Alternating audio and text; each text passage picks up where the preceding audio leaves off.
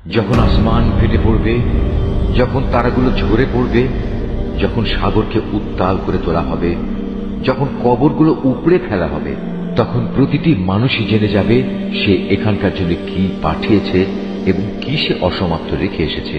হে মানুষ, কোন জিনিসটি তোমাকে তোমার মহামহিম মালিকের ব্যাপারে ধোকায় ফেলে রাখল, যিনি তোমাকে সৃষ্টি করেছেন, অতঃপর তিনি তোমাকে সোজা দাঁড় করিয়েছেন এবং তোমাকে সুবিন্যস্ত করেছেন। তিনি যেভাবে চেয়েছেন সেই আঙ্গিকেই তোমাকে গঠন করেছেন। না একই তোমরা শেষ বিচারের দিনটিকে অস্বীকার করছ, অথচ তোমাদের উপর পাহারাদার নিযুক্ত করা আছে।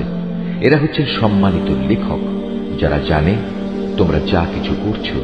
নিঃসন্দেহে নেক লোকেরা সেদিন আল্লাহর অসীম নিয়ামতে পরমানন্দে থাকবে, আর পাপী তাপীরা অবশ্যই থাকবে জাহান্নামে। শেষ বিচারের দিন তারা সবই ঠিক মতো সেখানে পৌঁছে যাবে, সেখান থেকে তারা আর কোনো দিনই নিষ্কৃতি পাবে না। তুমি কি জানো শেষ বিচারের দিনটি কি?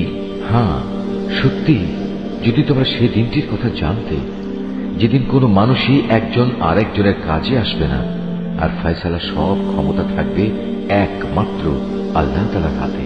इस्लामिक वीडियो पाने के लिए पेज को फॉलो कीजिए, यूट्यूब में है तो सब्सक्राइब कीजिए।